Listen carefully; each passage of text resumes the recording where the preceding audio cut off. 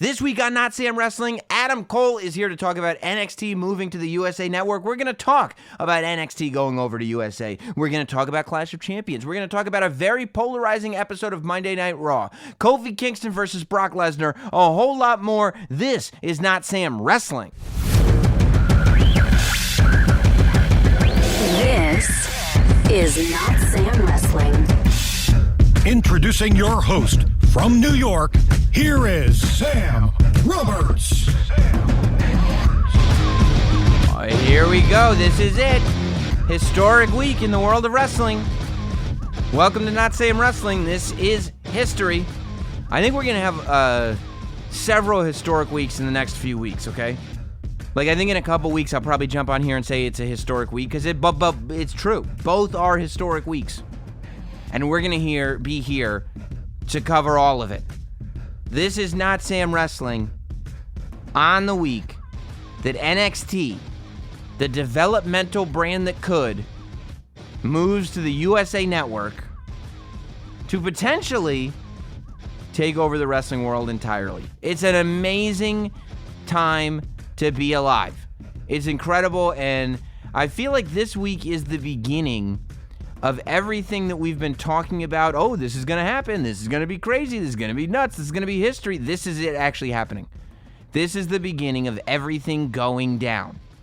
You got Velveteen Dream versus Roderick Strong. You got a four-way match to determine the number one contender for the NXT Women's Championship. You got so much happening. And it's going to happen on the USA Network. That's huge. Now, if we can talk about scheduling for this podcast, you remember a couple weeks ago, I talked about the fact that my plan going forward was, as WWE and AEW and now Impact Wrestling going on Access, as the wrestling world creates more content for all of us to consume, we've all got to match that. I've got to match that. There's more to talk about than ever in this world of wrestling, and it's going to take more time to talk about that than ever in the world of wrestling. So Not Sam Wrestling, the plan is that we're going to move to 2 podcasts a week. We're going to do the first podcast, which is going to be the traditional Not Sam Wrestling show, the show that you guys are used to, interview, state of wrestling segment, bada bing, bada boom. The second podcast will be a reaction podcast. It'll be a bonus. It's not going to be a bonus podcast because it's going to happen every week, but it's going to be the addendum. It's going to be the additional podcast. The plan is every Monday starting, I haven't decided yet. It'll be either week after next or 3 weeks from now. It could very well, I might start on September 30th. We'll talk about it next week. We'll make the final plan next week. But I believe that the best thing we can do is starting September 30th, Not Sam Wrestling will move to Monday morning. Instead of Thursday morning, every Monday morning, the podcast will drop, so as soon as you wake up to start your brand new week, if you're in, the United States of America, if you're overseas, it's going to drop at a different time, I guess, because time zones are what time zones are. But overnight, Sunday going into Monday, the Not Sam Wrestling will drop every week, and it'll be the podcast that you're used to. Then, every Thursday by the afternoon, it won't be first thing in the morning. Sometimes it might be, but probably not. We will do an additional podcast that will be topical, no interview, and more of just a recap of everything that has happened that week. So, theoretically, the Monday podcast will have an interview, and we will cover SmackDown, whatever. If there was a pay-per-view over the weekend, we would cover that, and then whatever is supposed to be coming up on Raw and throughout the week. On the Thursday podcast, no interview, and we would cover NXT, AEW, and Monday Night Raw. And I think we'll be able to cover just about everything if we do it that way. Now, this week is a very important week. You're sitting here, and as you're listening to this, unless you're a Patreon subscriber, unless you're a Not Sam shill, and you're a member at patreon.com/NotSamWrestling, you are listening to this podcast technically after NXT has already debuted on the USA Network. Everybody who's on Patreon gets the podcast as soon as I'm done recording and editing it, which is late Wednesday afternoon, early Wednesday evening. So they'll get it all before NXT debuts on USA. Here's my plan. This week, NXT debuting on USA And we'll talk about some of it in the State of Wrestling segment this week. We'll talk about a lot in the State of Wrestling. But we're going to talk about specifically what the move could mean. But that's going to sound silly because by the time you've heard it, the move will have already been made. So here's my plan. Tonight, I'm recording this on a Wednesday, obviously. Immediately after NXT, I'm going to head to the Notsam studio. And for everybody that's a member at patreon.com/NotsamWrestling, I will go live via video. You'll be able to interact, and we will do a live NXT on USA post-show. That post-show will be available to everybody, not just Patreon subscribers, everybody on Thursday afternoon. So you wake up, if you're listening to this podcast the minute it comes out, then in a few hours, the NXT Recap podcast will be up. If you wait a few hours, if you're listening to this later than when it actually comes out, then guess what? There's probably already 2 podcasts out. But this week, Thursday, both podcasts are dropping. This episode and then an addendum is coming right after it, okay?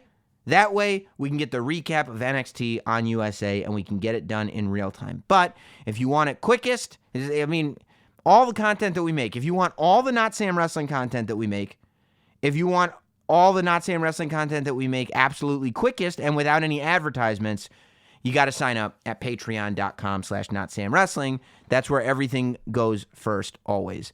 We're going to talk a little bit about Clash of the Champions, in the State of Wrestling. But number one, so much has happened since Sunday, it seems like we'd be a little foolish to spend too long talking about what happened all that time ago. And secondly, everybody that's on Patreon has already gotten to experience it. We went on Patreon immediately after Clash of Champions on Sunday and did a post show where we recapped every match. So if you really want to get into Clash of Champions, there's a post show up there, less than $1 a week at patreon.com/NotSamWrestling. So before we get into our interview this week with Adam Cole, can we all take a moment to congratulate yours truly, the last professional broadcaster, Sam Roberts? If you recall, I said that the King of the Ring 2019 tournament would simply be a vehicle for Baron Corbin. And boom, that's what it is. We've had the last couple weeks of Not Sam Wrestling podcasts have been can't miss.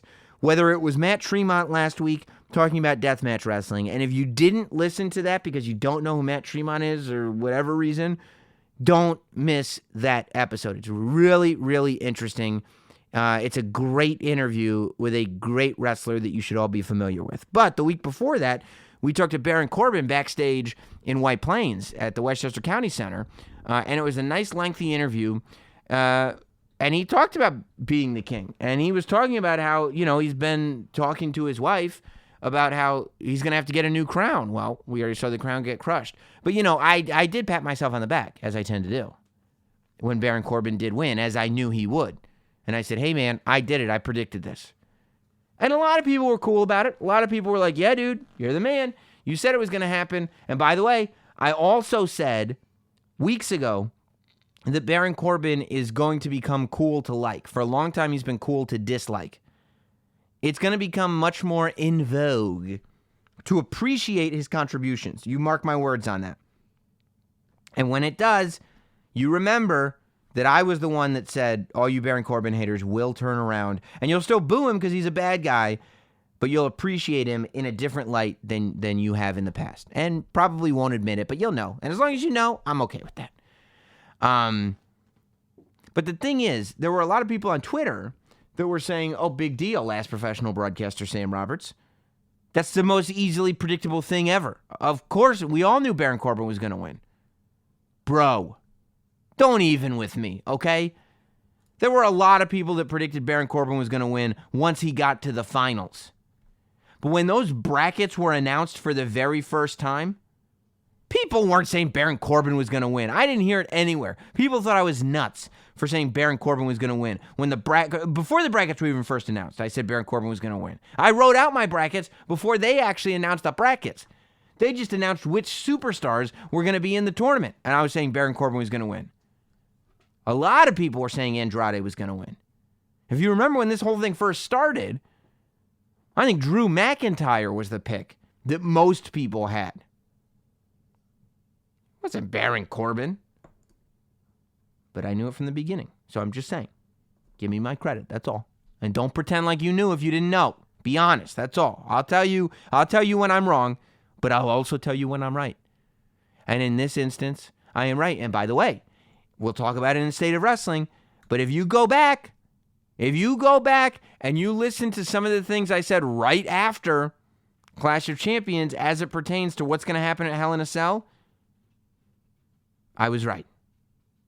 Okay? Hey, man, we'll get back to all that in a moment, but I want to talk to you guys about the most, not one of, the most loyal supporter that Notsam Wrestling has ever had. And of course, I'm talking about SeatGeek. SeatGeek should not only be supported because they are so loyal to this podcast, but SeatGeek should be supported because they are going to make your life easier, and they're going to make it easier for you to see live wrestling. In fact, they'll make it easier for you to see live anything. Whether you need tickets to sports, live music, comedy, Broadway, WWE, and more. Could even be AEW. SeatGeek has the tickets that you're looking for all in one place. There's so many of these ticket websites out there. It's ridiculous. You have no idea if you're getting a good deal, if you're getting a bad deal, where your seats are going to be. You don't even know if the tickets are going to be real. All of those concerns go away with SeatGeek, because you see, SeatGeek rates each deal they have on a scale of 1 to 10. They display them on an interactive seat map so you know where all the seats are. There's green dots that mean good deals. There's red dots that mean overpriced. But hey, the choice is yours. You can stop searching for the perfect seat. You can actually start enjoying the process. And every purchase is fully guaranteed. So you can shop with confidence. It's no wonder SeatGeek has over 50,000 5-star reviews. Look, it's the easiest thing in the world. I have it on my phone. You can search by your location. It can tell you what's playing in your area. You can search by event. You can search by genre. You can search by just about anything. You're going to be able to find the who, what, where, when, and why of everything that you want to get information on that's doing live shows. And from there, you go and you get the tickets. You sit where you want. You get the deal that you want. And you get to show up at this venue. It could be Madison Square Garden. It could be MetLife Stadium with about 100,000 other people. And when you're sitting in your seat, you're going to understand that you got the best deal out of anybody in the entire building. And that, my friends, feels very, very good. As a matter of fact, you're going to get a better deal than even other people that use SeatGeek to get their deals, because I'm going to make sure that you get $10 off your first SeatGeek purchase. That's right. All you need to do is use our promo code. Download the SeatGeek app today and use promo code SAM, S-A-M, to get $10 off your first purchase. That's promo code SAM, $10 off your first purchase with SeatGeek. Let's get back. Okay, let's get in to Adam Cole. Adam Cole was on the Jim Norton and Sam Roberts show on SiriusXM on Monday, 2 days before he debuts on NXT on the USA Network as the NXT champion of the world. He was in New York City at SiriusXM to talk to me on Jim Norton and Sam Roberts. Now, Jim Norton was not in on Monday, so it ended up just being a conversation of yours truly, the last professional broadcaster, sitting down and talking wrestling, among other things, with the man himself, Adam Cole Bay. And I figure, if I'm sitting down with Adam Cole for any length of time and talking wrestling, well, that should also be here on Notsam Wrestling for you guys to listen to. I'm trying to do right by you guys, and I'm doing it. My guest this week on Notsam Wrestling, the man who is bringing the NXT Championship to the USA Network, Adam Cole, baby. The Notsam Wrestling interview. Adam Cole, what's going on, man? Bebe, I forgot. you gotta say the full name. No, you're right. Man. You're right. Come on. We've known each other for years. I know. You're coming to USA. You're being exposed to an even bigger audience. For you not to say Bebe at every single opportunity, I mean, you'd be doing yourself a disservice. Sam, it has never been more appropriate. Right. I think that's right. It's perfect. It's I mean, perfect. How amazing is that, though? Like, you always hear when WWE brings wrestlers in who have careers outside of WWE before they get there, they change the name, they change the character, they change the catchphrase because they want to, because WWE wants to own everything, and WWE should own everything. It's their vehicle. But did you ever think when we met years ago, before you got to NXT, before you were part of the WWE system, that not only would you be in WWE, but it would be using the name Adam Cole, which you've used the whole time, and doing the Bebe catchphrase. It's everything that you've been doing. They were just like, you know what?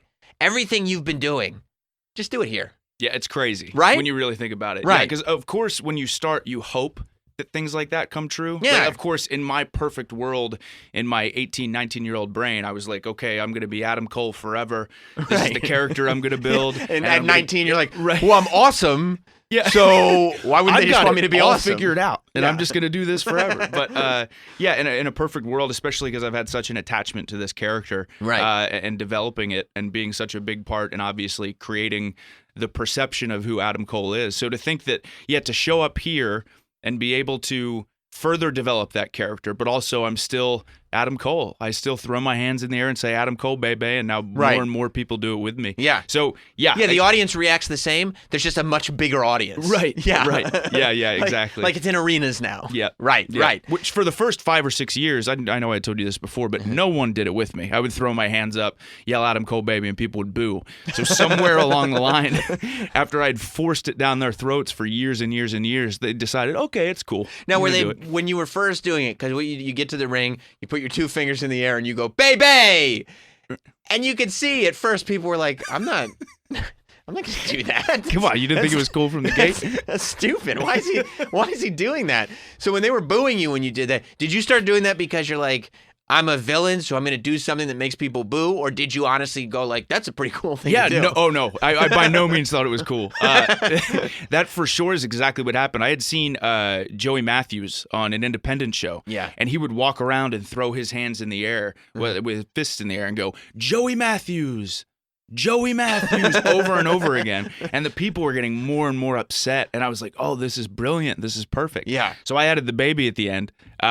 And it's even more annoying. Right, exactly. So the intention for sure, and it worked for a long time, was to get people to hate me. Right. So, and I used to do it an obnoxious amount of times, talking like 8 to 10 in a 15-minute match.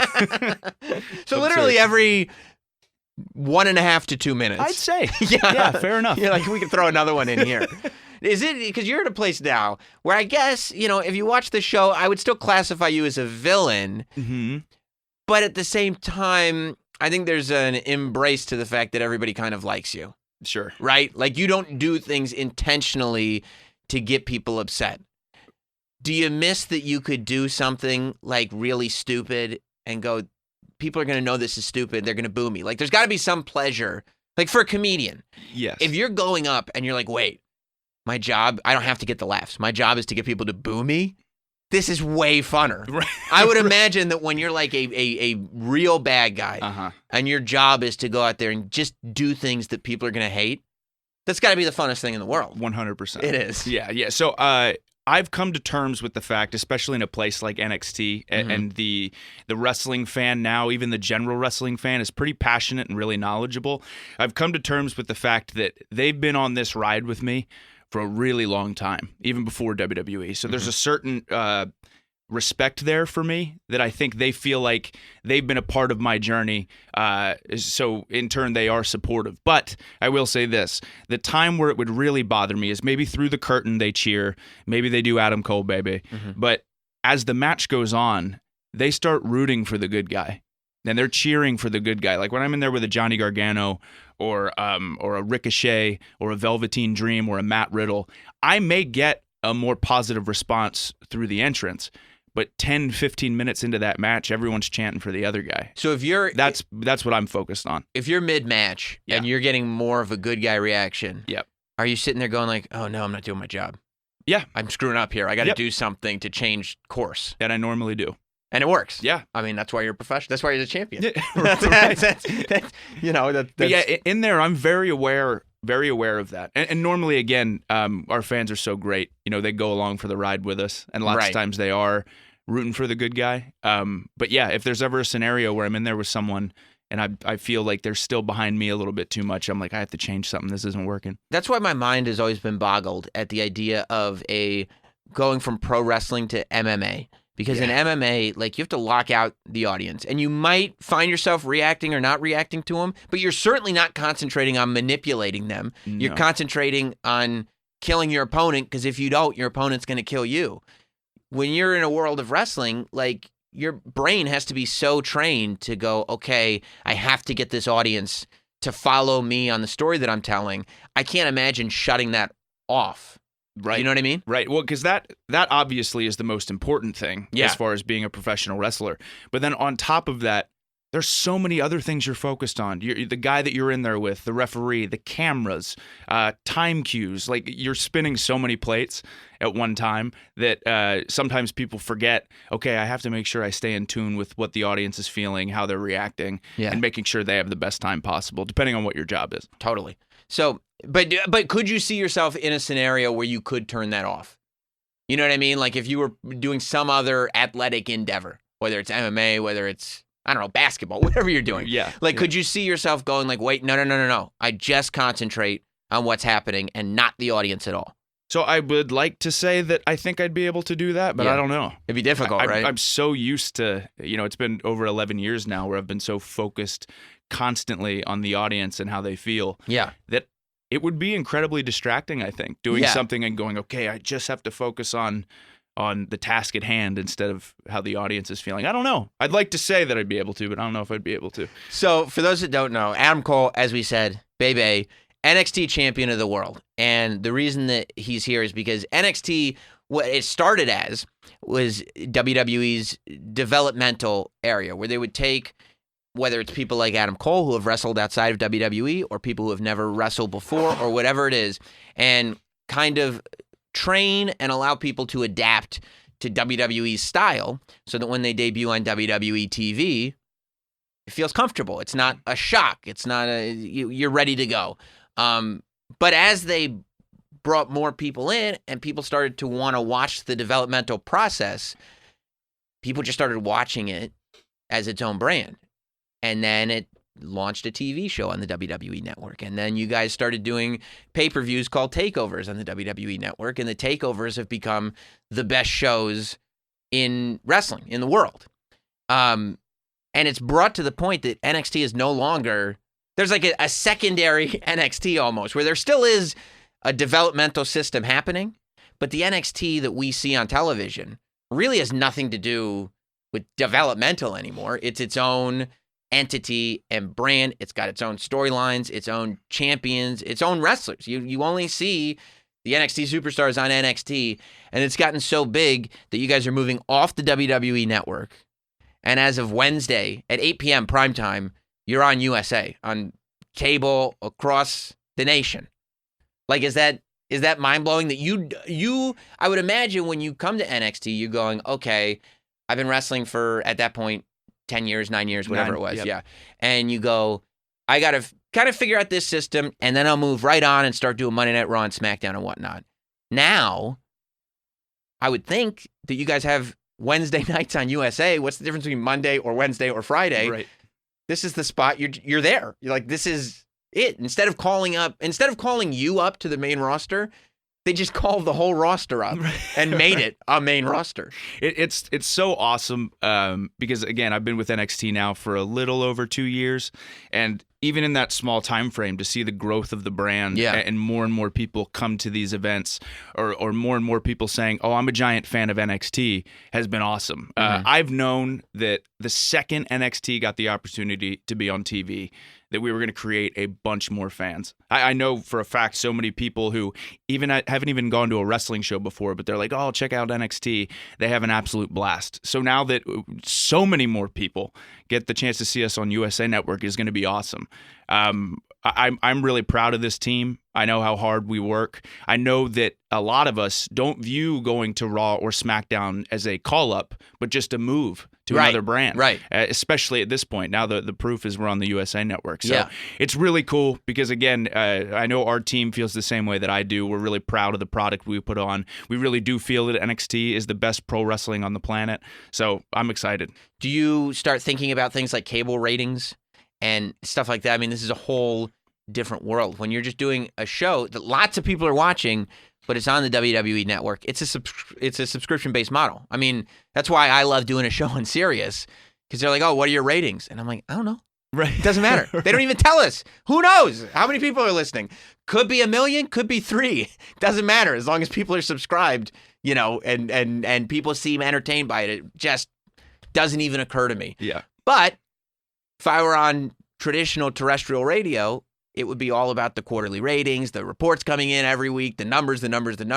So is that in your head as a performer at all? Like, okay, now I got to make sure the 15 minutes that I'm on TV, eyes have to be locked on me, because it's not just, well, even if they turn it off, they're still subscribed. It's Sure. no. They have to stay on this channel. Right. I think, so of course, that's going to be something that's in the back of my head. But I also think it's so easy to get distracted by so many outside factors that the most important thing that we have to focus on is making sure NXT stays true to what it is. Right. And focus on making that show or my segment the most entertaining, best segment that it can be. Right. Because again, I really do feel like, especially as time goes on, I feel like NXT is going to gain a bunch of new fans. I really do believe if you're a wrestling fan and you tune into NXT, it's a show that you're going to want to watch week after week after week. So, of course, like I said, in the back of your mind, you're going to be thinking about stuff like that. But generally, especially these first few weeks, I just want to make sure that the show is as good as humanly possible. It's also the show that I point people to who watched during the Attitude Era and then kind of tapped out for whatever reason. Like I go, if you're going to go back to wrestling at any point, NXT would be the gateway, right? NXT is that spot where you get it and you go, oh, this is really cool. Because that's what it is. It's cool. There's just, you figure out, there's just whatever that cool factor is, it's there. Can I just take a time out? I got to tell you guys something. I got to be very, very honest with you. I got to be very, very candid with you. I'm exhausted, okay? I do a radio show every morning. I do this wrestling podcast. I'm making content in the Not Sam studio all the time. I'm doing stuff for YouTube. I'm up there doing Sam Roberts Now. I'm jumping on TV with WWE. It's exhausting, and you forget that you're supposed to have a personal life, especially because I'm married, okay? That means not only am I responsible for my personal life, I'm responsible for my wife's personal life. She needs to have a good time, and I need to remind her that physically, she still does it for me. But sometimes you don't have control over that, right? It doesn't mean that there's something wrong with you. It just means that maybe you're tired and you might not even have the confidence. Yeah, there might be something going on in your brain where you're like, I don't know if I can impress her with my masculinity and manhood today. I think about it all the time, or at least I used to. I don't think about that at all anymore because of BlueChew. BlueChew is revolutionary. BlueChew is a complete game changer, okay? BlueChew brings you back to a time where you were always ready to go. There was a period of time in your life when a feather could blow over your crotch and all of a sudden a tent had been pitched. BlueChew can bring you right back there. I swear to you, your partner is going to be talking to you going, I don't know what you've done with the person that has been sleeping with me all these years, but I like this person better. And guess what? That person is you. On BlueChew, yes, BlueChew is going to increase your performance and give you extra confidence in bed. BlueChew, is blue like the color, is the first chewable with the same FDA-approved ingredient as Viagra and Cialis. Anytime, day or night, full stomach, whatever you need, they're chewable, they work fast, they are absolutely incredible. And it's not like, you have to have this serious medical problem to benefit from it. If you just want to have a little extra function and a little bit more confidence, BlueChew is the fast and easy way to enhance your performance. That's what it is. It's a performance enhancer. And since it's prescribed online and shipped straight to your door in a discreet package, you don't have to talk to a doctor in person. You don't have to wait in person online at the pharmacy. There's no awkwardness. You don't have to tell anybody about this if you don't want to. But I'm going to tell you something. This partner of yours, they're going to figure it out. They're going to know something's different. You can tell them about the magic of BlueChew, but you don't have to tell anybody else. It's so discreet. It's so private. It's so not awkward. It's so incredible. And they're made in the USA. So that means that they prepare and ship direct, makes them cheaper than a pharmacy. It's incredible. It's a game changer for you and your partner. Okay? Look. When you're walking around this life of ours and you've got confidence under your underpants, knowing there's a monster in there that is ready to be unleashed at the drop of a hat, it changes everything. You can be that person. You could be the person who is ready to unleash the monster at any given moment. All you have to do is try BlueChew. And get this, I can get you a free first shipment. I'm the BlueChew plug. You need a BlueChew plug, you come to me. Visit BlueChew.com. First shipment is free when you use promo code Roberts. Remember that. When you're thinking about how to get it up, think about my last name. Roberts is the promo code. All you have to do is pay $5 shipping. BlueChew.com, promo code Roberts. Try it for free and have a better life. You're welcome. So, all the years that NXT has been around and growing, Triple H has been the guy who's been in charge of it. And Vince McMahon has kind of, in my understanding, kind of been hands-off and gone like, okay, Triple H, you go ahead and run NXT. But, what the logical conclusion has been and what people are saying is like, look, this is a WWE product. It's going to be on USA in prime time. Like with money now going in and commercials and TV ratings, there's no way that Vince McMahon remains hands-off. And if Vince McMahon does not remain hands-off and it's a different leadership, how do you stay true to what it was? What do you think? Are you thinking about that? So I'm under the impression, and obviously I can't give a definite answer on this, but me and everybody else are under the impression that Triple H is still very much the lead guy in charge of NXT. I know it's been expressed to us that it's very important that NXT stays what built the brand of NXT. So there have been talks where they're going like, don't like sit there and go, okay, we have to do a new show now because we're on USA. 100%. Right. Very aware that we got to this point and we got to being live on USA because of what we'd done to get to that point. So I think it's so important that, again, and our team feels this way, to stay true to what the brand is and what NXT is. And you think that that's kind of everybody feels this way? Yes. That we're going to keep it. This is the product. It's been successful, clearly. Yep. Just keep it going in that direction. Of course. And do you like the idea? Because, you're going on Wednesday. There's a competing wrestling promotion called AEW that's starting in a couple weeks on TNT on the same day. Do you like the fact that there's going to be competition in terms of, obviously you're on cable. There's going to be cable shows are your competition, right? Every channel has competition. But the fact that there's other wrestling happening means that you guys have to be on your game because, again, people could be clicking. Do you like that? Is that scary in your head? Do you even think about it? No, competition is great. You love it. Like when you talk about, again, the Attitude Era. Yes. So much of what made the Attitude Era so exciting and so must-see was because of competition. Mm-hmm. So I know for sure, anytime there's a scenario where again, one place is competing against another place, or there's two places that people could watch. It's just so cool for wrestling fans, and it puts them in such an exciting time too to talk about the show and what they want to check out. But again, there's a reason that we ended up on USA Network, so I fully believe that NXT is going to put on just an incredibly exciting show. Yeah, I believe that too. I think so too. And I guess if the mentality is just keep doing what we've been doing, we should succeed. I don't see where that would go wrong. So you've been a wrestling fan forever. Forever. When you go home, do you still find yourself being like a wrestling fanboy, or the fact that it's your life and around you all the time and how you make your living, do you now have to find ways to turn it off? You know what I mean? Like even if it's for a couple hours. Like, let's say it's a Wednesday. Not a Wednesday anymore. Definitely not a Wednesday. Not a Wednesday. That's not going to get turned off. Let's say it's a Thursday. Sure. Right? Perfect. We just busted ass on Wednesday. Right. We put on another great show. Is there something on a Thursday that you're like, I got to decompress and not think about wrestling right now, or do you, or not? No, I do that. Yeah. And I've gotten a lot better about that. Like in my early 20s, it was constantly 24/7. My off time was spent watching wrestling or talking about it all the time. Gotta get better. Exactly. So I actually feel like it's been better for me to make sure that I have, multiple times a week, even like you said, a couple hours where I just decompress and do whatever, or talk about something completely different, or watch a movie or play a video game or whatever it is that just has nothing to do with wrestling. And I think that definitely keeps me almost constantly recharged, constantly fresh, and never too hyper focused on one thing. Because I've noticed too, even creatively, I feel like I'm in such a better position because I watch other things or think about other things. Or Non-wrestling enjoy other things. Yeah. Non-wrestling things.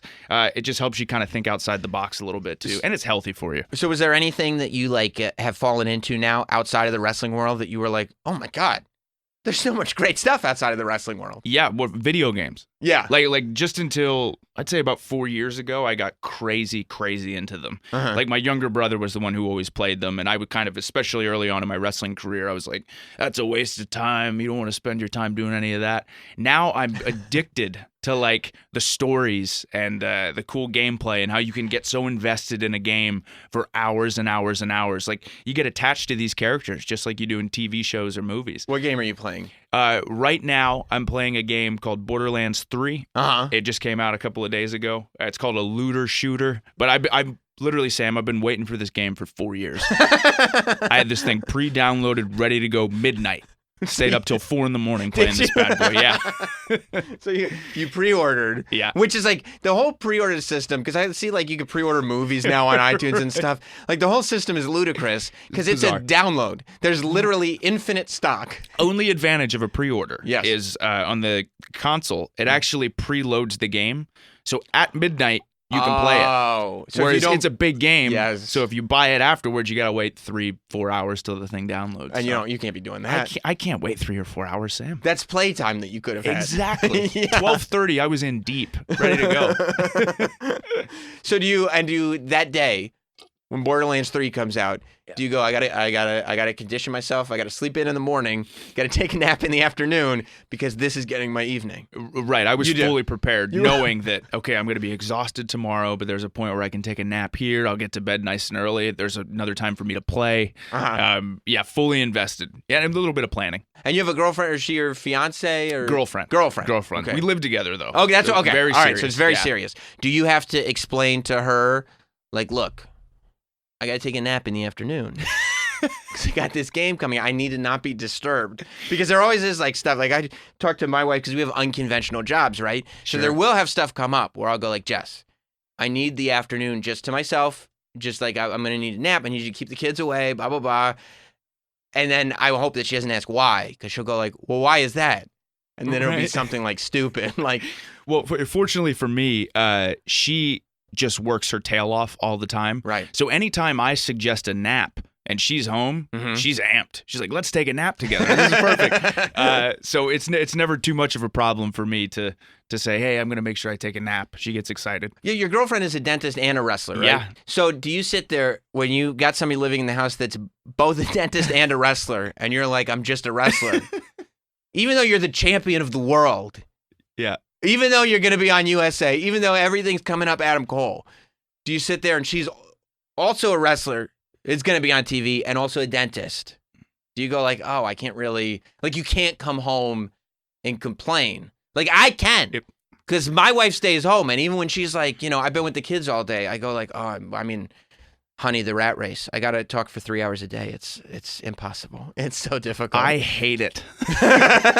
She works so hard Right. all week, long days. Right. She travels far for her job as well. Yes. And then all weekend, so busy. Right. Nonstop. So yeah, me being like, oh man, I'm so tired from my 4 days on the road after she's been working every day for 4 weeks straight.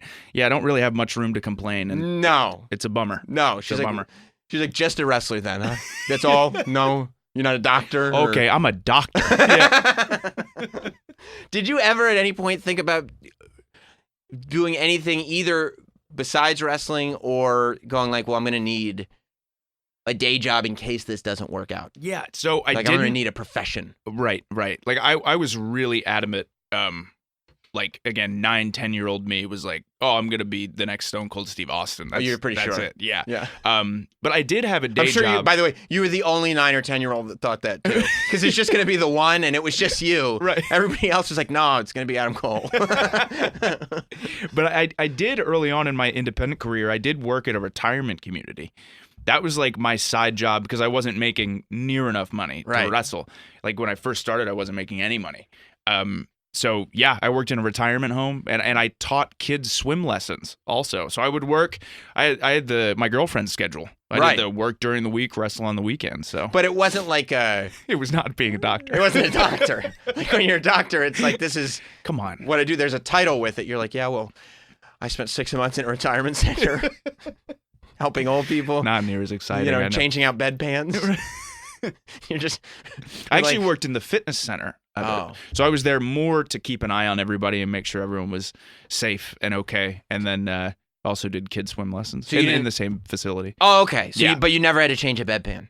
I never did. Okay, because I was Never thinking did. like, if you want to be the next Stone Cold, and then you remember when he hit Vince McMahon in the head with a bedpan, but then you're actually changing bedpans, you'd be like, this isn't. I think the universe got everything mixed up, and this isn't what I was thinking. Yeah. At all. It So wasn't. were you ever in your 9 years that it took? Because some people get to WWE not wrestling one match, like they get into Yeah, the or- performance center and they're there. Mhm. Some people it takes them 2 years. Some people, you just never know. So in your 9 years, did you ever think to yourself, okay, you know what? Maybe I'm not going to be the next Stone Cold. Maybe I'm just going to be one of these journeymen who just kind of do this independently, and that's that. And I'll just, watch my dentist girlfriend or whatever, Sure, and right. she'll make enough money that I can also wrestle. So I always obsessed on trying to get better and improve and things like that. But when it came to losing focus of what my goal was, no. I was always believed in myself enough to say, hey, I'm going to make this happen. And not saying I'm going to be the next Stone Cold Steve Austin, like that has it, but like just developing my own brand. I've always been confident because fortunately for me, even though it was 9 years to get to WWE, there was still like a slow but steady progression. Right. Like each year I was a little bit higher up on the totem pole, Right. so to say. And that's outside of WWE. So And you what- could recognize that as it was happening. Yeah. Okay. Yeah, exactly. So it wasn't like one of those things where I felt like I was stagnant at any point. Little things like, going to Japan and things like that and traveling a lot more and just, overall succeeding a lot more. Yeah, I guess sometimes people, and I think that's where people get mixed up. Like you have Yeah. to look at I think the only way you can really judge what's going on in whatever career you have is to figure out, just think about where you were a year ago. Yep. And go, is it better or worse? Even if it's that little much better. If it's, if it's Still better. if it's a tiny bit better, you're like, okay, we're still on course. We're still on the right track. Did you have any setbacks where you were like, I think this is it? And you're like, nope. That's not it. I thought this was going to be the moment where I got the big call. I thought this was going to be, nope, that wasn't it. Oh, yeah, for sure. Yeah. There was a phase, actually, I'm trying to remember, it was like 2013. I had done a tryout for WWE. And long story short, I got a phone call and was told, just so you know, it's a unanimous yes.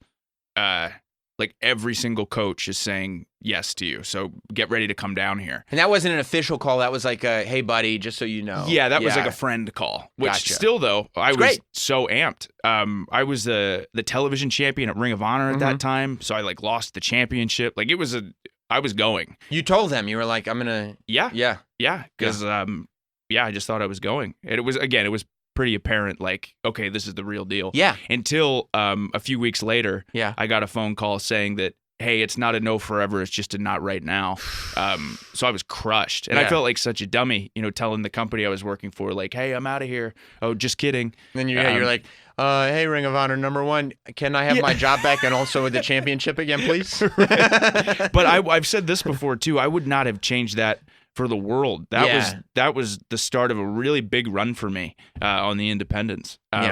So, and I really don't know if I would be who I am today in WWE if it wasn't for that not right now answer that I got. So it was because, huge for me. You get to sit there and you don't realize it at the time, but you get to build a reputation and get better and better and better and build an audience outside of that so that when you do come into WWE, there's this entire fan base that not only knows who you are, but they're all amped. You get to come in during a main event and everybody's like, holy shit, he's here. This is incredible. Because that was the thing is when I did the tryout and was told you're going, I hadn't worked any main events. Right. Like I was like a mid-card guy who was just getting his feet wet. And that would have been the time where you would have gone in and you wouldn't have been Adam Cole. No way. And you wouldn't have been Bebe Ying. Not a chance. And you would have Been been. a totally different person. Yeah. So it was absolutely for the best. And I think it worked out perfectly. I have to tell you that I don't know if you saw Handsome Rob here outside. This is our guy. He's our video guy. But he came in during the commercial break and he goes,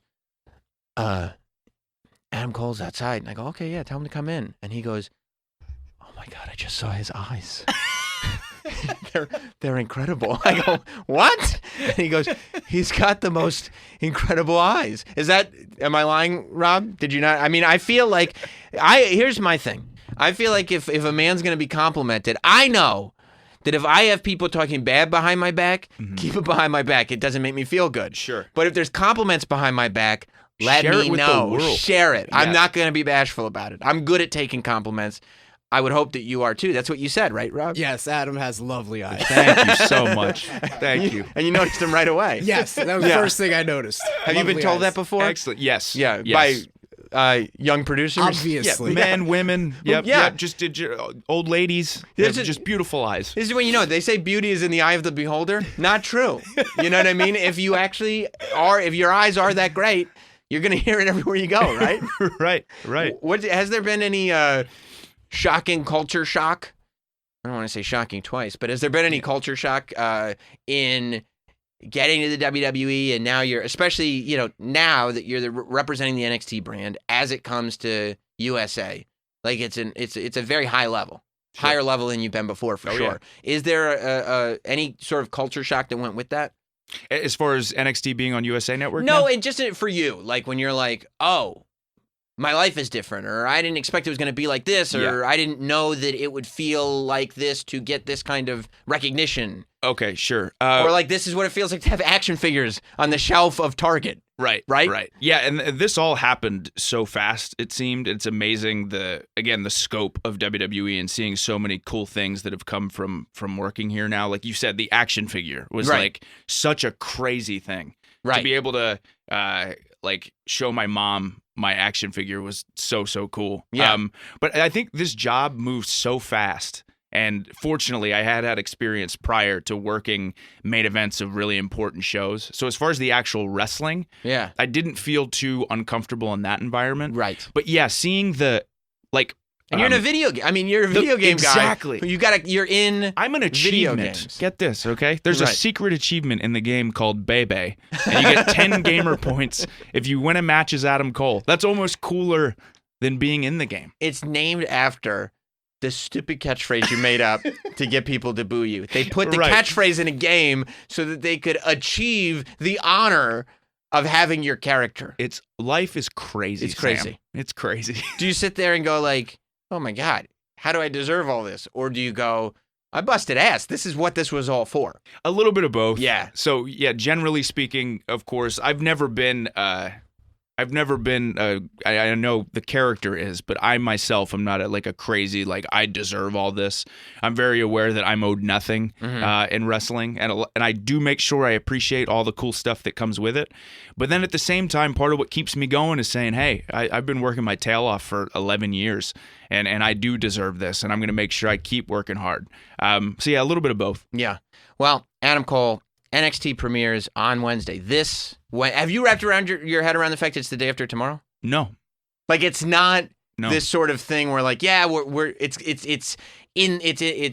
gonna happen. Yeah. Like we're headed in that direction. It's like it's no. crazy. We are days away. And you've never. I mean, NXT hasn't even done live television. Right. You're gonna go week to week doing live TV for the first time now too. Yeah. Which is a major undertaking. Again, so excited because I feel like a lot of us work best under pressure. And this is a ton of pressure. Yeah. So to have that environment for everybody to feed off of each other, the fans are going to be extra amped up because it's live on USA. Yeah. I'm excited, man. Excited. It's going to be amazing. Wednesday at 8 p.m. on USA. You can watch NXT. You guys are going to love it. Trust me when I tell you.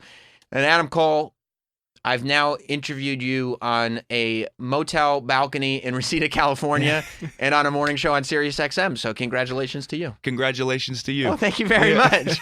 Bear with me for a sec. Allow this interruption and allow me to tell you guys that this is going to be your last chance for a free 2-week trial of Monday.com. Hopefully over the weeks, you've heard me talking to you about Monday.com, and you now know why you need to take advantage of this opportunity. For free, you can see how Monday.com can save you crazy amounts of time at work. That's why I don't recommend to Monday.com for those with billable hours. If you purposely want to be inefficient at work, if you want to take as much time possible to do as little as possible, Monday.com is not for you. In fact, it's going to be a terrible, terrible thing. You'll be sitting there tweedling your thumbs, and nobody wants to pay somebody who tweedles thumbs. You better hope your boss isn't listening to this, as a matter of fact, because your boss is going to realize that he can get the most out of his employees and he can get the most out of his time through Monday.com. If you're a normal person and you want to make your job easier, if you want to be more productive at work, check this out.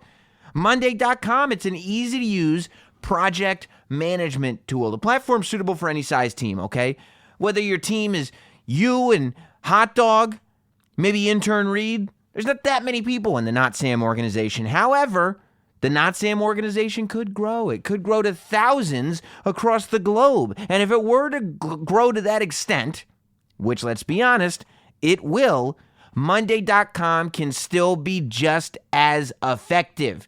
That's because it's easy to use and it's very, very flexible to set up. And like I said, the Monday.com people know how incredible this tool is, and that's why they're willing to let you try it for free. They know once you try it, you're not going to want to go back to your life before Monday.com.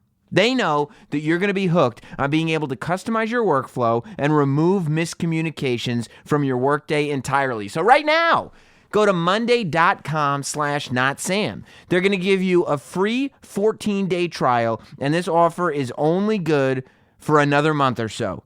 Don't wait on this and continue wasting time at work. Go to monday.com/notsam for a free 14-day trial and make sure you use that exact URL, monday.com/notsam, because if you're using my URL, there's going to be additional savings should you choose to sign up. monday.com/notsam. Let's get back into it. It's now time for this week's State of Wrestling.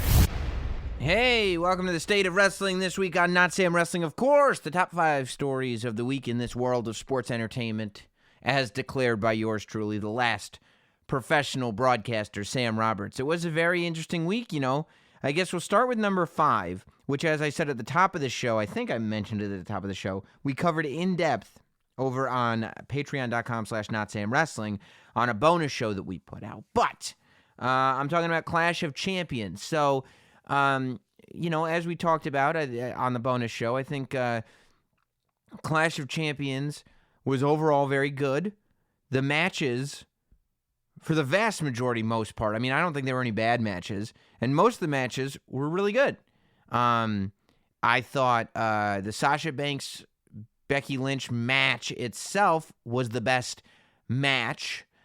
I thought the ending of the whole pay-per-view was phenomenal, where you have The Fiend laying out Seth Rollins, and it really did launch The Fiend into the role that continued on Monday Night Raw, which we'll talk about as we go on. And I thought the surprise return of Luke Harper and the much more aggressive, dominating side of Eric Rowan, and to have a 2019 where Shane McMahon and Eric Rowan are the two people who have pinfall victories over Roman Reigns is mind-blowing. But I think those were the real standout highlights of the show. And that the show moved everything forward. That's always a good thing, that the show did not leave you going like, what? What? It pushed everything forward.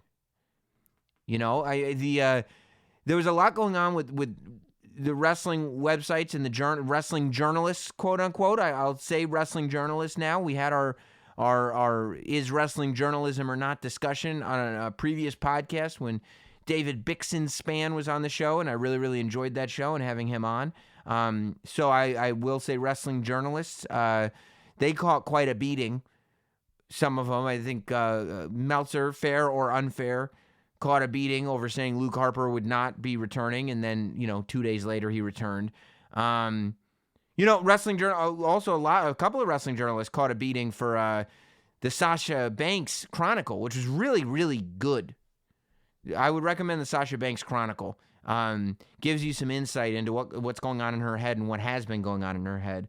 I think odds are Sasha Banks just probably left because she was burned out and wanted time off, and then she got it. There may not be that much more than that, but she gets into her depression. She gets into, a side of things that I think most people who have their dream job and are still, for whatever reason, not happy, it's tough for them to talk about because it's tough to get sympathy for stuff like that when you have your dream job.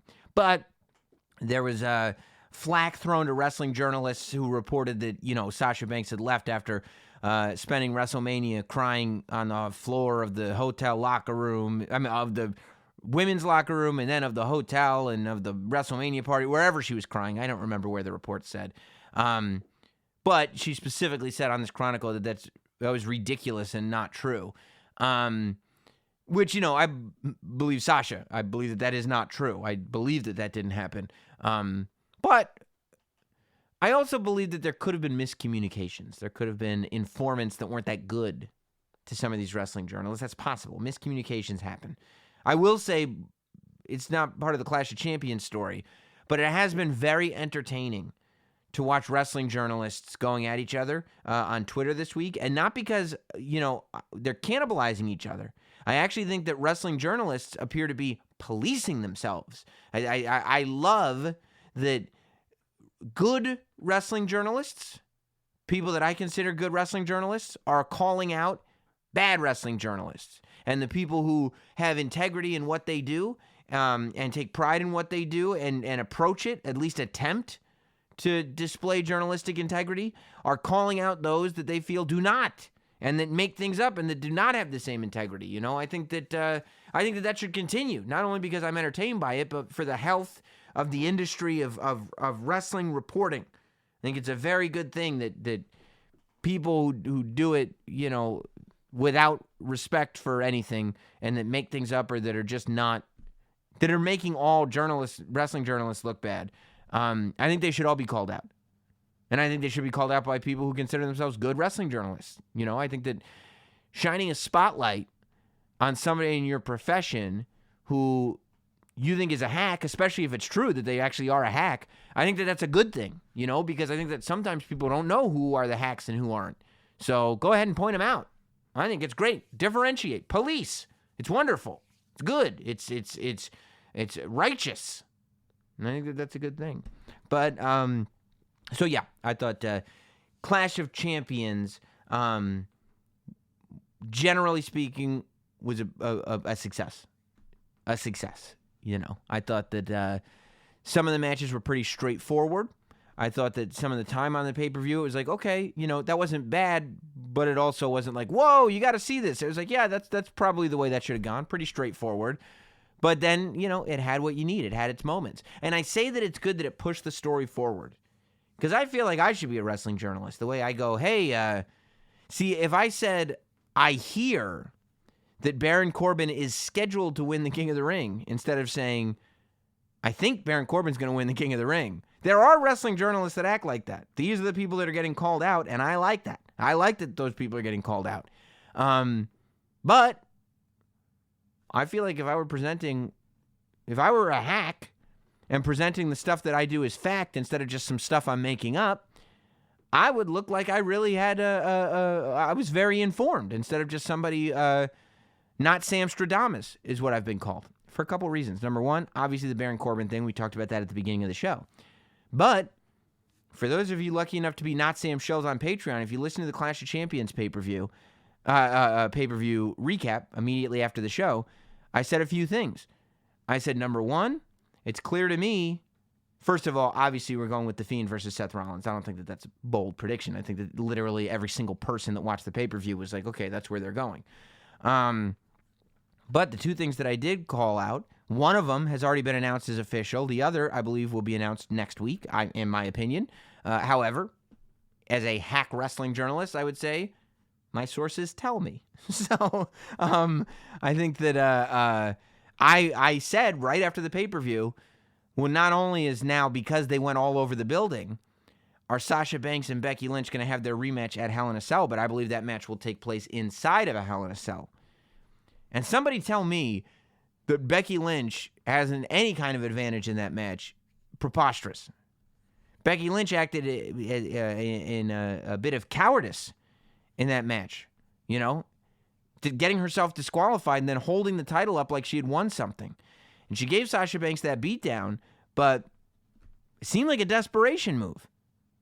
Sasha Banks didn't need to resort to desperation, and she's been in Hell in a Cell matches before. Just saying.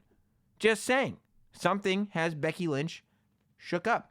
The other thing that I said on the post-pay-per-view show was that I think we're going to see Luke Harper and Eric Rowan take on Daniel Bryan and Roman Reigns. I believe that will happen, and I still believe that even after the beatings Daniel Bryan is taking, that Daniel Bryan will turn out to be the leader of Eric Rowan and Luke Harper. But it will be he'll when he rejoins with both of them. I don't think they're going to join they're not doing the Wyatt family again. I hope they're not doing the Wyatt family again. But I think Daniel Bryan will be that will be a faction, but they will do it in a way where there is no central leader. And Daniel Bryan will say, "I'm not the leader. He's not the leader. He's not the leader. We're all one collective unit because that's how we should live anyway." I think that he will talk about the beatings that he took as sacrifices that needed to be done for the good of the team.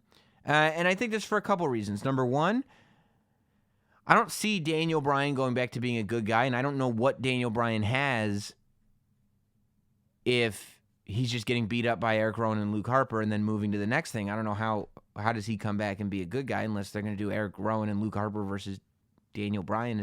I don't know. And Braun Strowman cleared out the whole tag team championship scene was cleared out by Braun Strowman, right?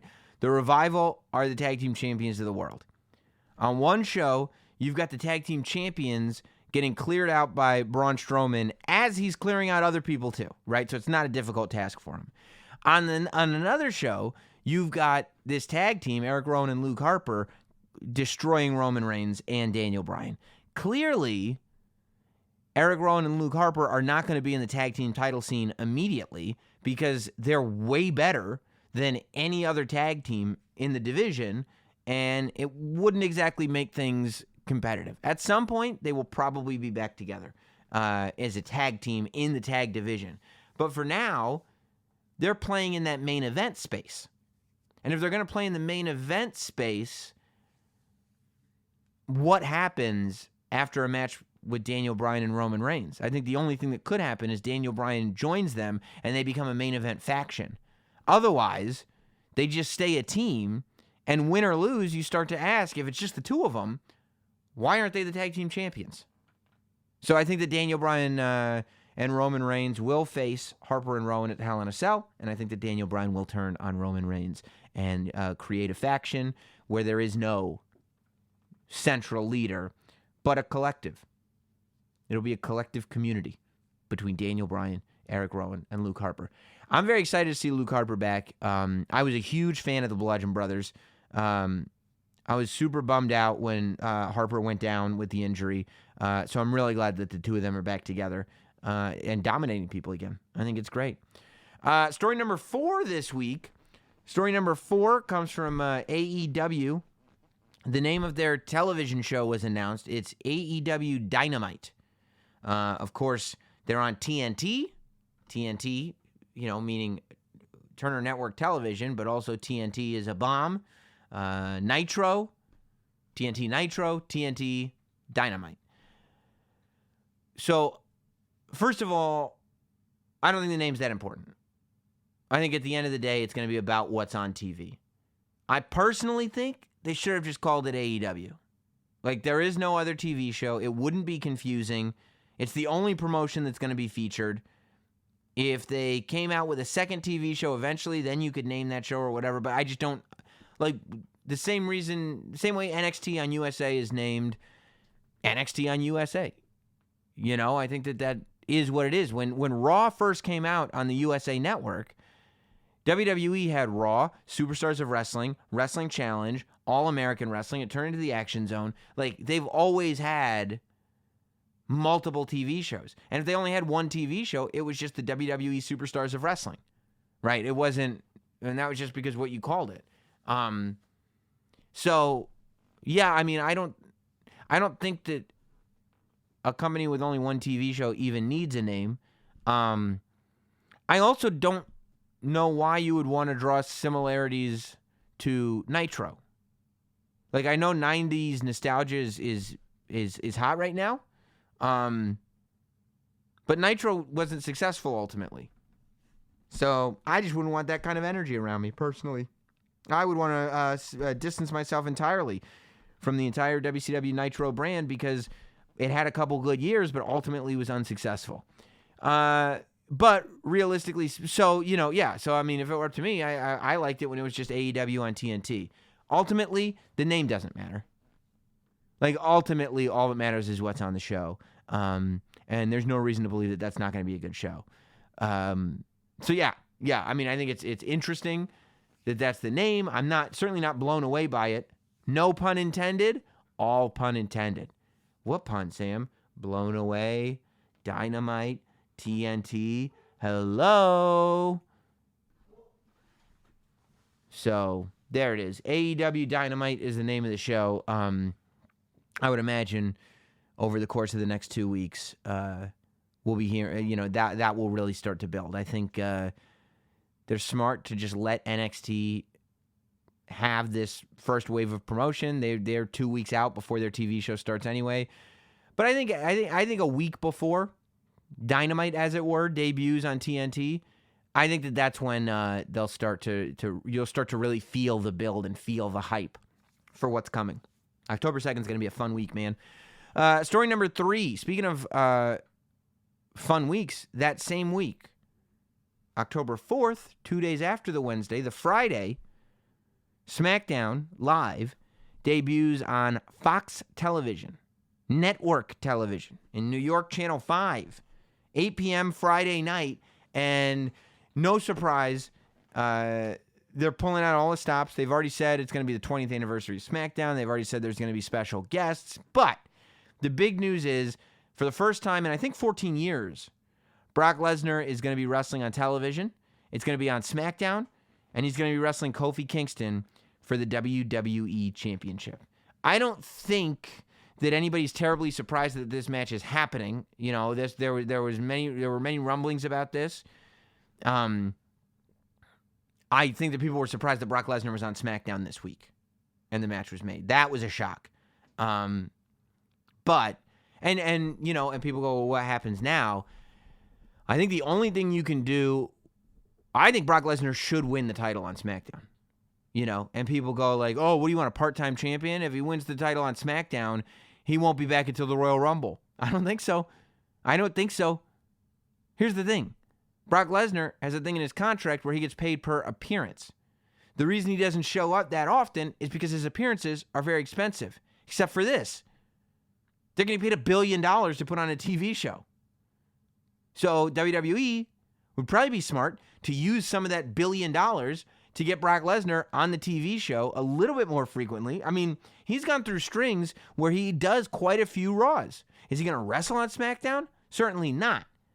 But is he going to appear on SmackDown with the WWE Championship? I believe that he will. I believe that they'll pay the money for it to happen. I believe that it will be worth the money because, the ratings have to be there. And Brock Lesnar is going to bring in ratings. Whether you like it or not, Brock Lesnar is a huge draw still. And I think that, I'll tell you why I think he should beat Kofi Kingston for a couple of reasons. Number one, I think that the casual fans that tune in to SmackDown want to see this match and will be able to get behind this. It's a very easy story to tell. If you haven't watched WWE in 10 years, 15 years, 20 years, and you just look at Kofi Kingston and you look at Brock Lesnar, you listen to the music. It's a new day. Yes, it is. Boom, tsh, boom, tsh, boom, tsh, boom, tsh. And he's throwing pancakes and he's clapping. He's got bright colors. It looks like the yellow brick road as he walks to the ring. Good guy. And his opponent, doom, doom, doom, doom, doom, doom, doom, doom, doom. Oh, you mean the giant man with a sword tattooed on his chest? Yeah, I'm going to say bad guy. And you got to watch the good guy try to beat the unbeatable. You could never watch wrestling in your life. You can understand that story. And I think for that audience specifically, they should see Brock Lesnar beat Kofi Kingston. I think that's because people don't want it to happen. People believe it, but nobody wants it to happen. People want to see Kofi Kingston beat Brock Lesnar. So I think that it should happen. I think that the money's got to be spent to keep Brock Lesnar around on SmackDown. And then I think that we go back to what I've said on previous podcasts when Brock Lesnar and Kofi Kingston's names have come up. I think that there will be a huge investment in Kofi Kingston trying to get that rematch with Brock Lesnar. Eventually, I want to see Kofi Kingston beat Brock Lesnar on a pay-per-view. But I think it will be better for Kofi Kingston if he beats Brock Lesnar for the championship, not if he retains the title from Brock Lesnar. When Kofi Kingston pins Brock Lesnar clean, I want him to win the title at that point, not retain the title. I don't want that to be just another challenger going down to Kofi, because where does he go from there? I want that to be the jump-off point for Kofi Kingston's second WWE title reign. Your two-time WWE champion. And, you know, he walks in with nothing, and he gets to finally beat Brock Lesnar and hold the title up high. That's the picture I eventually want. But that's the story that I think can be told over the first couple months of SmackDown on Fox. By the way, I think based on what's going on with Braun Strowman right now, I think Braun Strowman has to be brought to SmackDown. The draft is going down. They've already announced it. It's going to start October 11th, and then the Monday Night Raw after it. So the second episode of SmackDown on Fox, the draft will begin, and the draft will conclude the Monday thereafter. So it'll be, October 11th, and then the 14th on Fox, and then USA. I think that the first episode of SmackDown should end with Brock Lesnar holding the title in victory over Kofi Kingston. And what's next? And the second episode of SmackDown should begin with Brock Lesnar in the ring and Braun Strowman coming in and confronting him. I think that Kofi Kingston should be pushed out of the title scene so that Braun Strowman and Brock Lesnar can build. And I think we lead into, I guess Hell in a Cell will be that first weekend. So whatever the pay-per-view is in November, we're going to head towards Survivor Series with a Braun Strowman Brock Lesnar match. And we're going to build to that on SmackDown on Fox. That, I think, is the way to go, personally. You know, the risk is, well, what if you do Brock Lesnar versus Kofi on SmackDown, Brock wins, and then 2 days later, because keep in mind, the first SmackDown is 2 days before Hell in a Cell. It's a go-home show. So, I mean, there's so much content. So what happens if that, you know, what happens if you do that? If you have the rematch happen 2 days later at Hell in a Cell and Kofi beats Brock? Yeah, but I'd rather us have to struggle with it. I'd rather it look like Kofi's never going to get a rematch and that the company has moved on. And then Kofi has to fight his way back to getting that rematch. And you know what I would do? Here's what I would do. This is great. I would, while Braun Strowman is fighting with Brock Lesnar, I would turn Ali heel and have him try to take out Kofi Kingston and say, Kofi, we all know eventually you're going to get that rematch. I'm going to put you in the hospital. I'm going to make it so you can't have that rematch. And when you can't get that rematch, I'm going to get the opportunity that I should have had in January, February, whenever Elimination Chamber was. 7 months ago, I was on the shelf, and you took advantage. You took my spot, and you went to WrestleMania and lived my dream. Kofi, I'm going to put you in the hospital, and you'll never get to live my dream again. I'm going to end your career. I think it'd be cool. I'd like to take a time out to talk about the things that I like in this world. I like true crime, and I like sports stories. I don't even like sports, but I'll watch any of these 30 for 30s. I watch sports documentaries non-stop. And you know what I really like? When there's crimes that happen in sports. To me, it's about as interesting as it gets. You're talking about fame. You're talking about a lot of money. You're talking about even more ego. It's the things that make athletes seem superhuman, okay? But guess what? When you start talking about the crimes, you start seeing the darker sides of the humanity. All of a sudden, these superhumans get stripped down to the essence of who they really are. And you can hear all about that every single week thanks to the Parcast Network's new podcast, Sports Criminals. It explores some of the most significant sports crimes in all the world. You remember when NFL receiver Ray Caruth hired a friend to murder his pregnant girlfriend? Some of these crimes are reckless. Like when NBA star Jason Williams shot his limo driver to death and tried to cover it up. It's really mind-boggling when you see these people that are such public figures and that have the world on a silver platter in front of them ruin everything in some of the weirdest, strangest, most tragic, very often, ways. Sports criminals, athletes you thought you knew, crimes you won't forget. Listen and subscribe to Sports Criminals for free on Spotify and anywhere you listen to podcasts, or visit parcast.com/sportscriminals to listen now. Story number 2 this week on the state of wrestling is what I found to be a very polarizing episode of Monday Night Raw. A lot going on this episode. First of all, Renee Young, Michael Cole, Corey Graves, they were, as the kids say, on one. I don't know what was going on. They took wacky pills, and some of the stuff that was coming out of all of them was MVP, Hall of Fame level calls. It was just, I felt like you got the feeling that you haven't really had, in my opinion, on Raw in a little while, which has been you got to see the kinship that the three of them have together. You got to see the fact that, you know, when this team was first made, all three of them said that they were friends. And you felt that watching Raw this week. And I thought that was really fun. They were all having a good time. They were laughing at stuff that should have been laughed at. They were mocking stuff that should have been mocked. They were taking stuff seriously that should have been taken seriously. I thought it was a really nice mix. And they were saying some crazy, crazy things as well.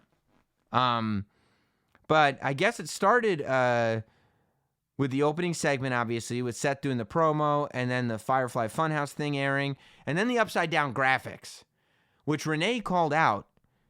And like so many people, I think everybody that I read was like, oh my God, Renee is going to get yelled at for calling out the graphics. Was I the only one who watched that and said, clearly these are meant to be upside down? Like clearly that was done on purpose. And you might go, why was it done on purpose? For the same reason why the show ended with 17 minutes of a Firefly Funhouse logo. Number one, it's going to get people talking because they'll go like, oh my God, there's a mistake on TV and Renee Young just called it out. Like that felt very much like, okay, this is supposed to happen. There were multiple upside down graphics. They would have fixed it. And number two, Bray Wyatt messes stuff up. Bray Wyatt messes up the lights. Bray Wyatt, I thought that, like, I was watching and I was like, oh, I guess that's a Wyatt thing maybe. And then Renee called it out. I was like, oh, that's funny. And then everybody was like, whoa, Renee's going to get fired. Like, I was like, what? So, I mean, maybe I'm wrong, but I thought clearly that the upside down graphics were an intentional part of the show, maybe made to feel unintentional. And just another thing, like, sometimes on Raw and on SmackDown, I guess, I can't think of when it's happened on SmackDown, but sometimes things are done in a way that's made to look unintentional to add some realism, maybe. I don't know. There's a lot of reasons, but, I think that was done on purpose, personally. But a lot of good matches. Another good King of the Ring match. I feel like almost all the tournament matches were great. Women's tag match. Sasha Banks taking some shots at Alexa Bliss. I saw the internet get all fired up over that. But I feel like the segment that got everybody, first of all, the 24/7 title stuff was good as always. There was a lot of Fiend stuff. And I don't think that it was just like, oh, well, now we have this character, we're just going to use him all the time. I think the reason there is so much Fiend stuff happening on Raw this week is because between SummerSlam and Clash of Champions, there wasn't that much Bray Wyatt stuff at all. And that's because he wasn't on the pay-per-view anyway. But now he's going to main event a pay-per-view. So I think that they're just getting people used to the idea that he's here, that he's part of the day-to-day. I mean, the main event of the pay-per-view was Braun Strowman versus Seth Rollins, And leading up to Clash of Champions, Braun Strowman and Seth Rollins were like on Raw constantly. So I think that that's why there's so much Fiend on Monday Night Raw right now. But so far, it's been all good stuff. I got very jealous of the people that are from Knox County. Imagine if not only is your mayor Kane, but while he's the mayor, he's still coming out as Kane. I think that's awesome that he actually did it and that he took that bump.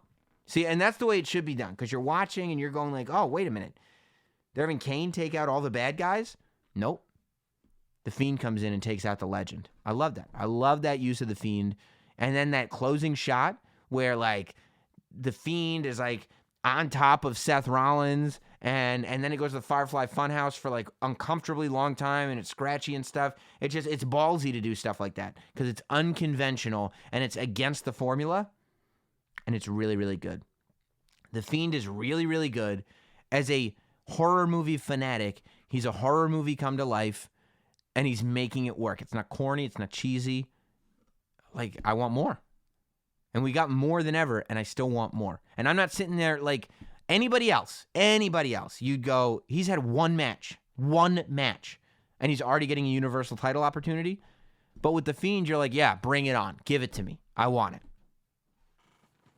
I think probably the biggest head scratcher, I'll say, from Raw was, I'm making sure that I didn't. I mean, it was the Michael Kanellis stuff. Maria and Michael Kanellis. People thought that segment was ridiculous. We have the gender reveal party. Maria says, yeah, but Mike, it's a boy, but it's Ricochet's boy. You're not the father. Mike's like, what?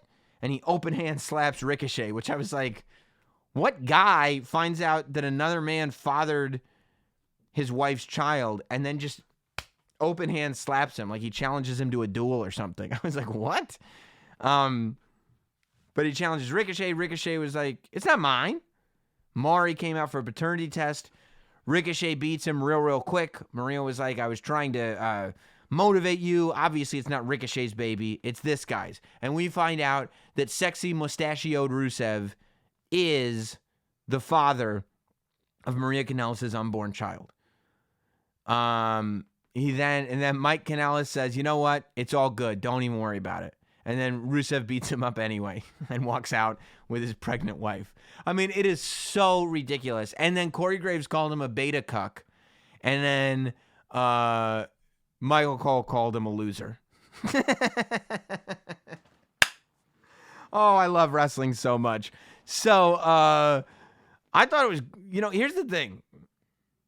Everybody goes, oh, man, the Attitude Era was the best, man. When are they going to get back to the Attitude Era? I don't know what anybody thinks the Attitude Era was. That was the most Attitude Era segment of all time. The Attitude Era was almost nothing but segments like that. Like we're 2 steps away from Maria giving birth to a hand. They're making a pregnant woman look more pregnant on TV. She is legit pregnant. And they're like, well, you can use this.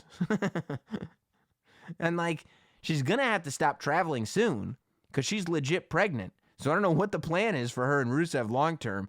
I also don't know what the plan is for Michael Kanellis long term. If he's going to back down after finding out that another man fathered the child he thought was his, and then the guy's going to beat him up anyway. But clearly it's something, Well, I don't think they're prepping him for a title run, but I also don't think like this idea like, oh, they're burying him. Oh, they're burying Mike Kanellis. Like, no, they buried Luke Harper. Like, he was gone. They made him disappear. That's burying. Except then he came back hotter than ever. If he had never come back, that would have been a burial.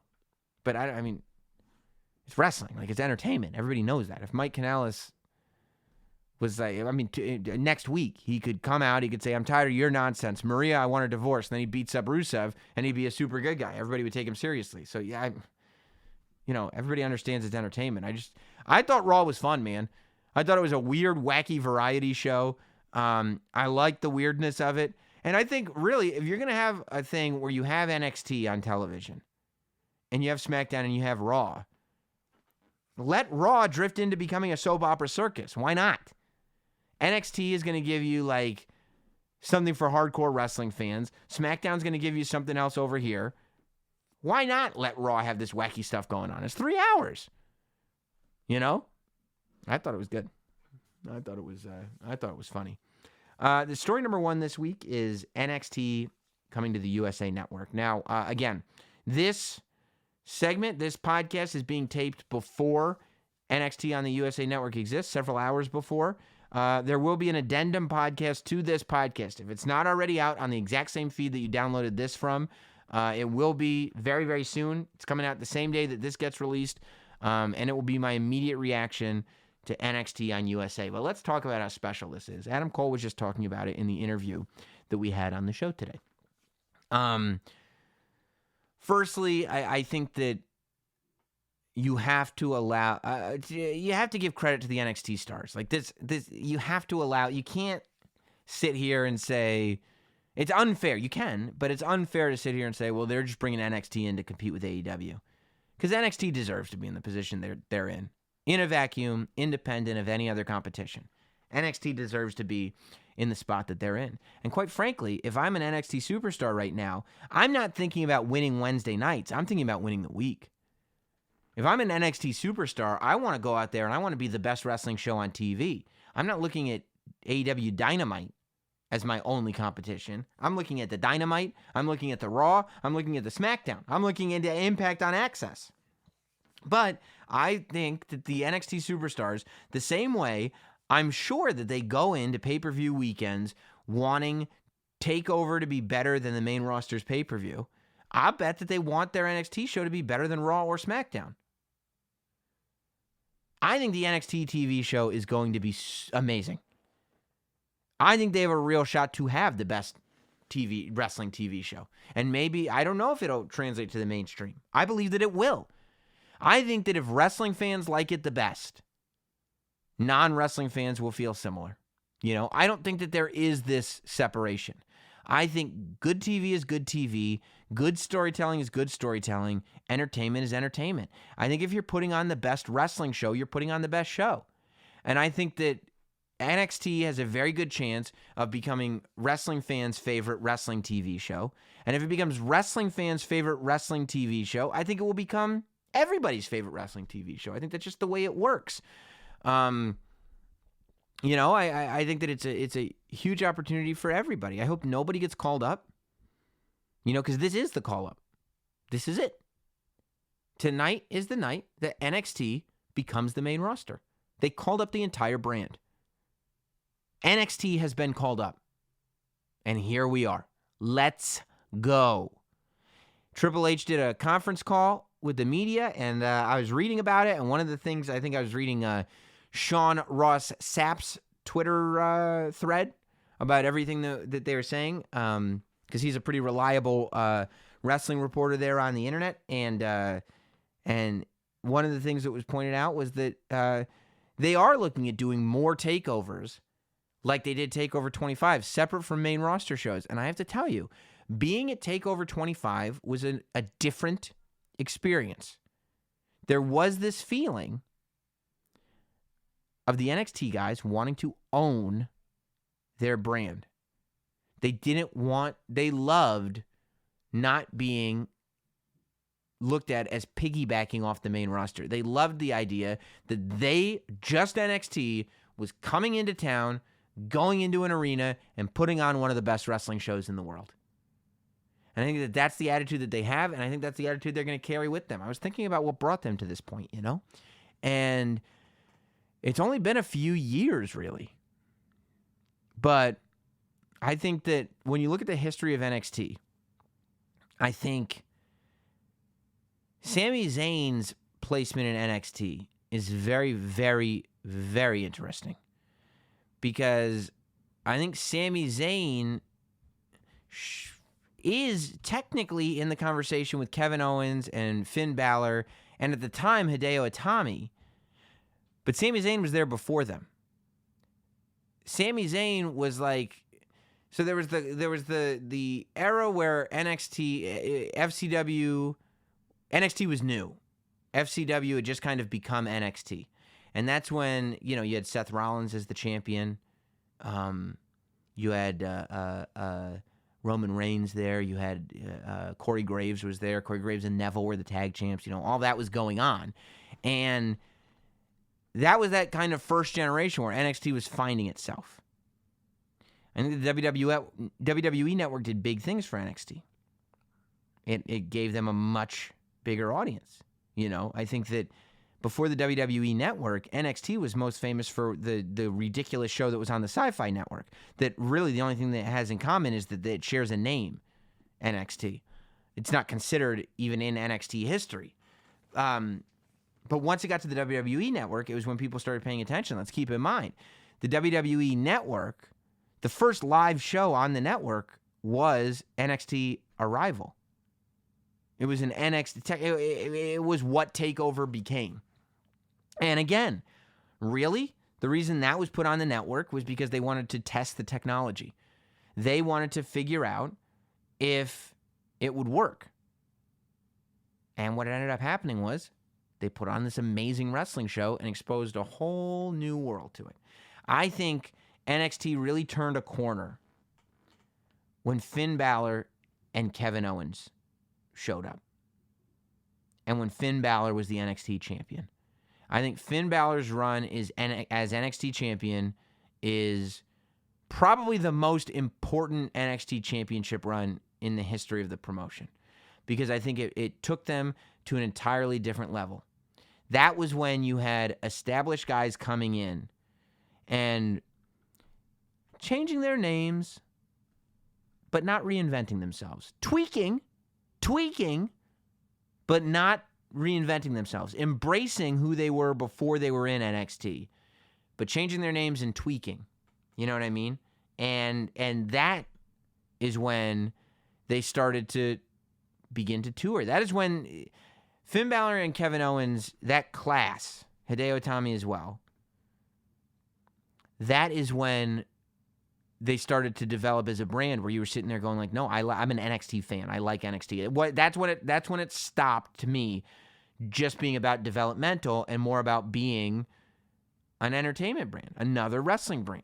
Around that same time is when you had the rise of the four horsewomen: Charlotte, Sasha Banks, Bayley, Becky Lynch. One of the very early classic NXT matches was Natalya versus Charlotte. That is the match that really was a breakout for Charlotte. Before takeovers were being done the same weekend as pay-per-views, back when they were still done at Full Sail, NXT ran their biggest building ever. It was 5,000 seats, and it was in San Jose before WrestleMania 31, also known as WrestleMania Play Button. That live event was main evented by Sasha Banks versus Charlotte. Legend has it that was the night that Vince McMahon realized that women could main event. That Vince McMahon was there watching, legend has it, that show, and looked around and saw the reaction that Sasha Banks and Charlotte were getting and kind of couldn't believe it and just saw where the business was going. And it was a year later that Sasha Banks, Becky, and Charlotte were plastered on the side of the Dallas Stadium. We go a step forward, and I think the debut of Samoa Joe was very important to NXT. The debut of Samoa Joe was the first time that a talent was brought in with the intention of just being in NXT. You talk to Samoa Joe, we've interviewed him about it multiple times, and he says that there was never he was never supposed to go to the main roster. That's why he didn't change his name. That's why he didn't change his gimmick. He didn't change his look. He didn't change anything. Samoa Joe was just a well-known independent wrestler. He had a huge career in Impact, and he was there for NXT. Now, of course, he prospered and eventually got to the main roster, but again, it changed the way everything was done. So I think the addition of Samoa Joe was very important. And that's when things start to really change. Then comes Bobby Roode. Then comes, Drew McIntyre comes back. Right around the Samoa Joe time as well or I think right before Samoa Joe was TakeOver Brooklyn 1. I think the most important takeover of all time. Because that was the takeover where they were like, okay, we tried the San Jose show at WrestleMania. Let's see if we can play at the Barclays, we'll black out the tops and we'll just sell 5,000 seats at the Barclays. We'll try to get 5,000 in there, and it'll look cool. They sold out the entire building, and they realized that they were onto something here. And NXT continued to grow and grow and grow. In my opinion, what brought them to the level that they're at now was their 2018 and the story of Adam Cole and the story of Tommaso Ciampa and Johnny Gargano. Again, two guys that are brought in from the indies because they got a little bit of buzz. No intention of ever bringing them up to the main roster. They were actually allowed to wrestle NXT and still keep their independent dates, and they were a tag team. It was just like, oh, cool, these indie guys that are still on the indies are also doing stuff in NXT. Never slated to be main event guys, never slated to be any of this stuff. Because they were the ones that fans wanted to see, they grew and grew and grew to the point where, as a tag team, they became super popular. Then the split happens, and the series of matches they had have not been beaten by any other story in wrestling since. It's the best rivalry in the last few years, and hasn't been beaten in terms of being the best rivalry. I think that story is what put TakeOver on another level and what brought them to the place that as a company they deserve to be on TV, because that's the caliber now that they were working at. And by the way, after that story was done being told and Tommaso Ciampa went back on the shelf, NXT was able to maintain that spot. NXT was able to maintain that level of quality. And even as they lost guys, even as they lost Aleister Black, they started building Aleister Black, they lose him. Think about how good Halftime Heat was good enough that half the guys on the show got scooped up and brought right up to the main roster. But that's okay. We keep it moving. They build up Ricochet, lose him to the main roster. EC3 starts to make a couple rumblings, lose him to the main roster. That's okay, because there's more talent coming, and we keep it going. That's how you know it's a brand. Because no matter what, they set the bar and they stay. They don't dip down. And it's an amazing thing, And you look, I got a bunch of action figures on the desk right now. These are the people that we're going to see in NXT. Ciampa, again, injured, but he'll be back at some point. But you got Ciampa.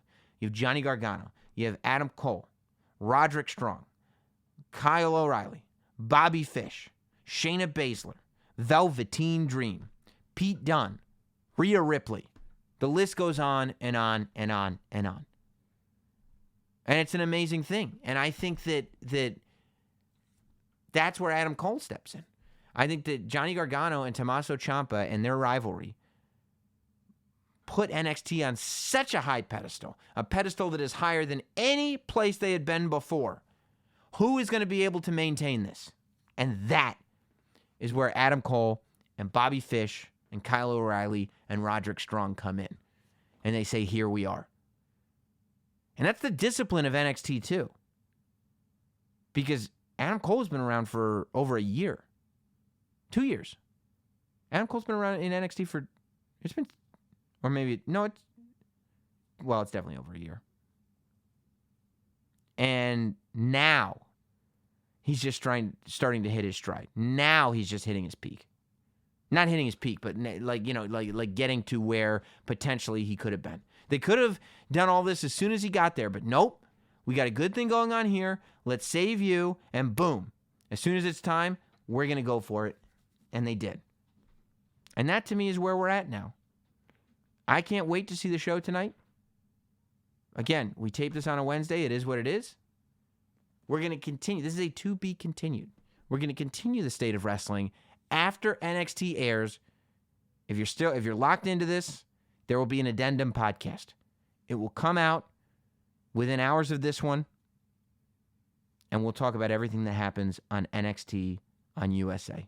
It's an amazing time to be a wrestling fan. So happy you all are here with me, riding this wave. It is so much fun. I would say we'll see you next week, but we'll see you in a few hours for the addendum podcast. Talk to you later, man. Thanks for listening. Follow @NotSam on Twitter Instagram, Facebook, and YouTube. Rate, review, and subscribe. This has been Not Sam Wrestling.